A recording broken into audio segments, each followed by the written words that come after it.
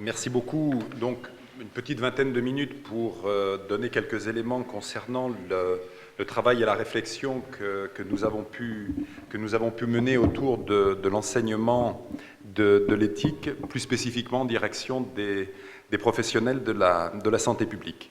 Alors, je voudrais dire en deux mots d'où je parle. Comme tout enseignant-chercheur, eh bien, j'ai dévoué ma vie à la fois à l'enseignement et à la recherche, mais aussi en tant que vice-président de mon université en charge des problématiques territoriales, je suis extrêmement attaché au rôle de l'université comme acteur de transformation sociale, comme acteur de développement humain à l'échelle régionale, et donc dans une dynamique qui est celle d'une articulation de la formation et de la recherche aux besoins, aux spécificités des territoires dans lesquels nous sommes amenés à intervenir. Deux aspects dans le bref exposé que je me propose de faire, c'est d'abord, très rapidement, mais le professeur Sicard l'a déjà fait, dire quelques mots des problématiques éthiques qui sont posées par les pratiques de santé publique et plus spécifiquement les pratiques de prévention. Et puis dans une deuxième partie, comment est-ce qu'on peut penser la formation des professionnels, notamment sur la base des travaux qui sont développés dans cette maison, ici au CNAM, pour leur permettre de développer des pratiques qui soient compatibles avec les enjeux éthiques et en même temps qui puissent permettre notamment de réduire les inégalités de santé et de permettre à la santé de tous de progresser. Alors le premier élément, c'est de rappeler dans quel contexte intervient la santé publique. Aujourd'hui, dès qu'il est question de santé, il nous faut chacune nous rappeler que nous vivons une période d'idéalisation de la santé comme bien ultime, si bien qu'une intervention dans le domaine de la santé publique, comme je le dirais, interférera systématiquement avec ce « parce que je le vaux bien », qui est cette place centrale aujourd'hui de la santé comme finalité de l'existence humaine. Et cela n'est pas sans conséquence, puisqu'on sait aujourd'hui que si moins de 5% de nos adolescentes ont besoin de faire un régime, elles sont plus de la moitié à en faire avec les conséquences que l'on connaît. On est bien ici sur ce qu'est le contexte au sein duquel œuvre la santé publique. Mais cela va plus loin. Je prends l'exemple ici d'une fiche qui permet de calculer dans une entreprise du Michigan vos primes à la fin de l'année. Et comme vous pouvez le voir, c'est votre pression artérielle, votre activité physique et le fait que vous ne fumiez pas qui va vous permettre d'obtenir des augmentations ou une promotion. Ce contexte va plus loin, puisqu'à partir du moment où l'on définit ce que sont les comportements à promouvoir et ce que sont les comportements qu'il faut, à l'inverse, éviter, la question se pose très rapidement de savoir ce que l'on fait des déviants. Et lorsqu'il est question de tabac, c'est un tiers des personnes qui sont dans cette salle. Si bien que le risque majeur auquel nous sommes confrontés, c'est celui de la stigmatisation. Le bien, le bon français, le mal, le mauvais français, c'est un document qui date de la fin du XIXe siècle, mais aujourd'hui encore, lorsque l'on va dépeindre l'alcoolique comme le beauf à la cabue, nous sommes aussi de la même manière dans une forme de stigmatisation des personnes déviantes. La santé publique, M. Sicard l'a rappelé, c'est aussi une entreprise qui renvoie à des problématiques bien plus larges que les problématiques sanitaires. Le premier ouvrage dans l'histoire de la santé publique s'appelle « Le système d'une police médicale complète ». La santé publique a toujours une vocation normalisante et moralisante.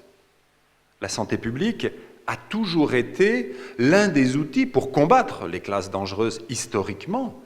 Et aujourd'hui, il faut s'interroger, j'y reviendrai dans quelques instants, sur le fait que l'obésité et les conduites à risque sont beaucoup plus développées chez les personnes les plus vulnérables et dans les catégories sociales les plus basses. Comment éviter cette question-là? Comment s'assurer que l'action de santé publique réduit les inégalités de santé au lieu de se situer dans une perspective, au contraire, de stigmatisation et de moralisation? Alors, à partir du moment où on aborde les questions de santé publique sous l'angle éthique, très rapidement, ce qui va émerger, c'est la question des déterminants de la santé. Car la santé publique et la prévention en particulier sont essentiellement fondées sur l'idée selon laquelle un individu guide son comportement sur la base de données rationnelles. Ce n'est pas bon de fumer, mesdames, messieurs, donc on anticipe le fait, les acteurs de la santé publique, dont je suis et dont nous sommes plusieurs ici, anticipent le fait que dans une logique bénéfice-risque, les personnes vont cesser de fumer. La réalité n'est pas là. La réalité, c'est que la santé d'une personne dépend d'un grand nombre de déterminismes dont l'immense majorité ne sont pas accessible au choix volontaire de la personne. J'aime beaucoup utiliser cette diapositive. C'est une souris, ce qu'on appelle KO, un knockout sur l'un des gènes de production d'une neurohormone, et qui va agir, si vous voulez, sur ce qu'on appelle le point de consigne au niveau hypothalamique, et donc qui fait que la personne, enfin, ou l'animal en l'occurrence, ne régule pas son poids. Et la question que je pose toujours, c'est est-ce que vous êtes sûr que la différence entre ces deux souris, c'est que l'une a bien regardé la télévision et sait qu'il faut manger 5 fruits et légumes par jour, alors que l'autre est une souris déviante qui n'a pas suivi les conseils de l'INPES. J'ai bien peur que ce soit d'une autre nature. L'autre élément sur les déterminants de santé qu'il importe de rappeler lorsqu'on interroge la santé publique, du point de vue éthique, c'est le fait qu'il vaut mieux être riche et bien portant pour être en bonne santé.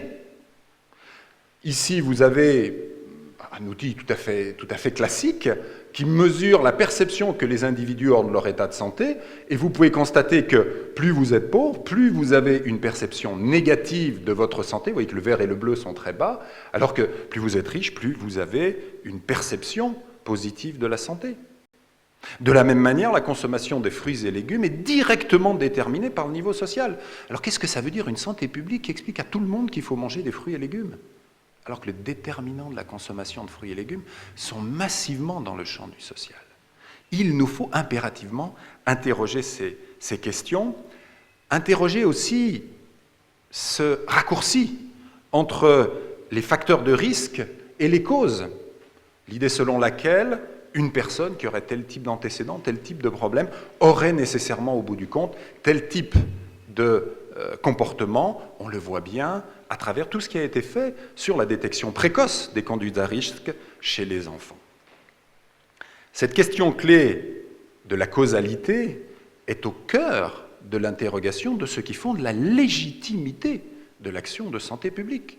Nous n'avons pas le droit de dire que fumer donne le cancer du tabac.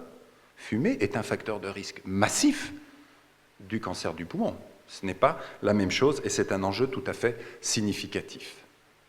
Plus loin encore, si je m'interroge maintenant sur les modalités, les approches de la prévention, très rapidement, je suis confronté au fait qu'il ne suffit pas d'être informé d'un risque pour l'éviter. 100% des fumeurs savent qu'il y a des conséquences, et cette démarche de dénonciation des comportements par la santé publique n'est pas sans risque. Le premier de ces risques, c'est que les campagnes de prévention ne marchent pas, car, comme le dit Churchill, si je lis dans un journal un article décrivant les dangers du tabac, je cesse, non pas de fumer, de lire. Et lorsque j'entends mon professeur de collège m'expliquer combien le cannabis est terrible pour ma santé, alors que, dans 50% des cas, j'en consomme, modérément, heureusement, dans l'immense majorité des cas, eh bien, je cesse, non pas de consommer du cannabis, mais d'accorder du crédit à l'éducateur à la santé que je rencontre. Terrible question que celle de l'efficacité des méthodes, terrible question qui est celle aussi de l'efficacité des méthodes, mais aussi de leur caractère éthique. Cette méthode ici est un excellent outil de prévention des grossesses précoces. Est-ce que nous allons en installer dans chacun des lycées de la République ? La réponse est non. Mais, hors de la boutade, les campagnes qui sont fondées sur la peur, comme nous en avons de nombreuses, sont-elles réellement indiquées du fait des effets qu'ils ont ? Rappeler à un jeune, à un enfant, les conséquences du tabac sans réfléchir à la globalité du dispositif, c'est quand le gamin rentre chez lui de dire « Maman, tu vas mourir parce que tu fumes ». C'est une véritable question que l'impact des actions de santé publique que nous mettons en œuvre. Si bien que ce rapide panorama nous permet d'arriver à des interrogations qui sont permanentes dans la pratique de la santé publique et tout spécifiquement de la prévention, celle de la normalisation, le bien, le mal, celle de la sanitarisation du social, c'est-à-dire du fait que toute difficulté, tout problème social a une origine sanitaire. Un enfant qui se comporte mal, c'est un enfant qui a un trouble d'hyperactivité, C'est l'état d'exception sanitaire permanent, c'est-à-dire la guerre à l'obésité, qui justifie toute une série d'actions, la guerre au tabac. Et on sait bien que la guerre, c'est l'état d'exception. Comment est-ce qu'on arrive à se prémunir de ces questions-là? C'est la contribution de la santé publique à cette idéalisation extraordinaire de la santé comme alpha et oméga de l'existence humaine. C'est toute la question de la stigmatisation des déviants. Et dans les travaux que j'ai conduits, j'ai organisé les problématiques éthiques en santé publique autour de 3 questions. Celle de la légitimité de l'intervention, celle de la place qui est faite à la personne, objet et peut-être bien sujet de l'action de prévention, et puis celle des approches et des méthodes autour d'une série de questions qui ont pu être identifiées à partir des politiques et des pratiques de santé publique dans le cadre d'une analyse qui a duré un peu plus d'une douzaine d'années. Alors, une fois qu'on a posé ces questions, il faut essayer d'y répondre. Et comme cela a été dit tout à l'heure, la question importe au moins autant que la réponse. Lorsqu'on travaille, et je ne le ferai pas ici, le temps ne le permet pas, qu'est-ce qui est important pour les acteurs de prévention? 3 axes. Prendre en compte la complexité des réels, sortir de la focalisation exclusive sur le trouble. Vous savez, cette idée selon laquelle une conduite à risque, ce serait comme une tique qui serait sur la peau de quelqu'un, et il suffirait d'enlever la tique pour que la personne soit totalement délivrée du problème de sa conduite à risque, de sa dépendance à l'alcool ou autre. Il faut sortir de cette logique-là. Le deuxième élément, c'est identifier les valeurs. Le caractère normalisant de la santé publique est un élément clé. Et puis, la nature même de l'acte préventif et son interaction avec la vie de la personne, avec, je dirais, la promotion de cette idée d'une prévention, d'une éducation à la santé, dans une logique d'éducation tout au long de la vie, quelles que soient les conditions. Première idée. Deuxième idée, c'est l'idée fondamentale d'émancipation. La santé publique n'est que l'un des outils qui permet aux acteurs, aux personnes, de s'émanciper, de prendre du pouvoir sur leur existence, revenir toujours à ce fondamental de la santé comme condition de possibilité de l'existence humaine pleine et entière. Une fois donné ce contexte, il existe bien évidemment toute une série d'enjeux spécifiques, l'accès à la santé, la différence entre soins et prévention, la mobilisation de l'ensemble des acteurs, je ne détaille pas, et le fait, et c'est pour moi un mot-clé, du tenir ensemble. La santé publique reste, comme beaucoup de secteurs de l'activité humaine, morcelée. Si nous voulons avancer, il nous faut tenir ensemble les différentes dimensions. Alors, une fois ce très bref panorama présenté, se pose la question maintenant de la formation des acteurs de la santé publique. Eh bien, je dirais, pour moi, que la première chose, c'est d'arrêter de penser les politiques publiques, comme vous l'avez dit tout à l'heure, le ministre a décidé qu'il était bon de lutter contre le tabac, donc il est mécanique qu'on appuie sur le bouton des services publics, des acteurs, pour qu'automatiquement on le fasse. La réalité n'a strictement rien à voir avec cela, et cette vision magique est l'un des plus grands risques auxquels est confrontée la santé publique. Il nous faut nous situer dans une autre perspective, du temps et des dynamiques, notamment des dynamiques locales et territoriales, dans une perspective de développement à la fois individuel et collectif, comme vous l'avez largement souligné. L'idée de fond, c'est d'aller chercher les gens là où ils sont, et de prendre les acteurs de la santé publique, qui sont extrêmement nombreux, du fait des interactions du sanitaire avec le social et avec l'éducatif, aller chercher les personnes et avancer avec eux. Parce que, je crois profondément, et je le vérifie depuis plus d'une vingtaine d'années, cette prise en compte des questions éthiques, cette approche d'une santé publique qui vise l'émancipation, elle est présente chez les acteurs, souvent de manière embryonnaire, dans des contextes qui sont souvent des contextes d'exercice difficiles, j'en dirai quelques mots. L'enjeu pour former les acteurs de la santé publique à l'éthique, c'est d'abord de se situer dans une perspective de valorisation de ce qui est fait, de mutualisation et d'enrichissement par la formation. Tous les dispositifs de formation que nous avons mis en œuvre, je dirais ces 10 à 12 dernières années, que ce soit autour du master éducation et santé publique, autour de la formation des cadres des agences régionales de santé, étaient pilotés par l'entrée éthique et étaient fondés sur cette logique valorisation, mutualisation, enrichissement. Alors, si je centre mon regard sur la question des personnes, du travail sur la personne, ce n'est pas uniquement par choix idéologique. Nous avons conduit des études dans l'équipe de recherche sur ce qui étaient les déterminants de la mise en œuvre de pratiques promotrices de santé chez des acteurs, chez différents professionnels. Qu'est-ce que l'on trouve très rapidement? Là, je suis dans le temple au CNAM, mais les déterminants de la tâche d'un professionnel sont toujours de 3 ordres. Institutionnel, c'est concrètement ce qu'on lui demande de faire. Les déterminants personnels, son engagement propre, et puis les contextes dans lesquels ils interviennent. Si je prends ici les profs, 940 000 profs, qui sont en première ligne pour l'action éducative, on va s'apercevoir que leur engagement dans la promotion de la santé ne dépend absolument pas du contexte institutionnel. Tous ceux qui s'engagent le font sur une logique d'engagement de type personnel, de type éthique, justement. Du côté des professionnels de santé, des personnels sociaux qui interviennent aussi dans le champ de la santé publique, le déterminant institutionnel, parce que c'est leur cœur de métier, est plus important, mais l'essentiel relève du déterminant personnel.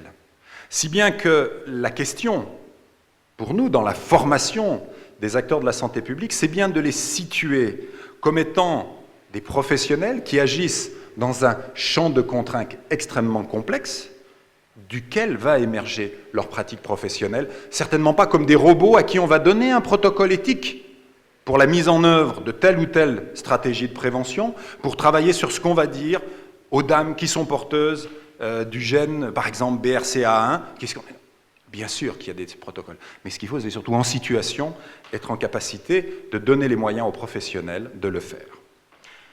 Ce contexte d'exercice des professionnels, il est marqué pour tous les acteurs de la santé publique par ce qu'on appelle une surprescription, c'est-à-dire le fait que tout le monde est dépassé par la tâche, par l'exigence qui est donnée, et donc nous ne pouvons pas imaginer cette prise en compte des questions éthiques, regardez comme un autre carton qu'on va encore rajouter. Il faut penser la question de la formation des professionnels autrement.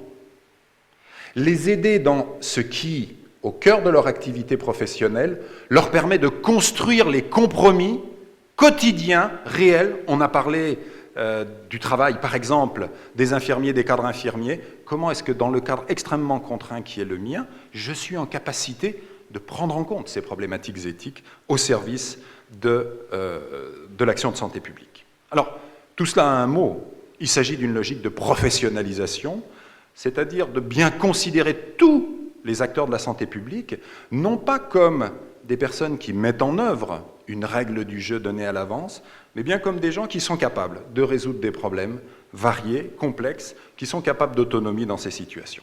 Eh bien, l'expérience que j'en ai, et je conclurai là-dessus, c'est que ce qui permet de tenir ensemble toutes les dimensions, d'éviter que tous les différents volets de l'activité des professionnels de santé publique ne tirent à hue et à dia, eh bien, consiste à placer la question de l'éthique au cœur de la formation. C'est ce qui va permettre, et nous l'avons vu au cours des 10 années de vie du Master Éducation et Santé publique, puisque l'UE5, qui est l'UE Éthique et Santé publique, est au cœur. C'est elle qui réunit les fils de l'ensemble de la formation, permet d'avancer et permet aux étudiants de se situer comme professionnels de la santé publique. Alors, ce qui me paraît essentiel, c'est de penser cette formation éthique autrement que comme l'ajout d'une énième couche au millefeuille, mais bien plus de la voir comme une mayonnaise. Et je dis bien une mayonnaise et pas une chantilly, même si ça ne va pas très bien ensemble. Une chantilly, c'est simplement de mettre de l'air. Une mayonnaise, c'est faire tenir ensemble de l'huile et de l'eau, et ça ne tient pas ensemble autrement que par une émulsion qui est profondément déséquilibrée et qui doit être continuellement remise en œuvre. Construire de la cohérence au quotidien, donner les moyens aux professionnels par l'outillage éthique que nous pouvons leur proposer, l'accompagnement éthique que nous pouvons leur proposer, de construire de la cohérence, tel est l'enjeu. Et je terminerai par cette citation de Jean-Pierre Deschamps, sous un pont d'Auvergne, autour de l'idée du lien, l'éthique non pas comme réflexion sur l'éducation à la santé et la prévention, mais comme objet ultime de celle-ci. Je vous remercie.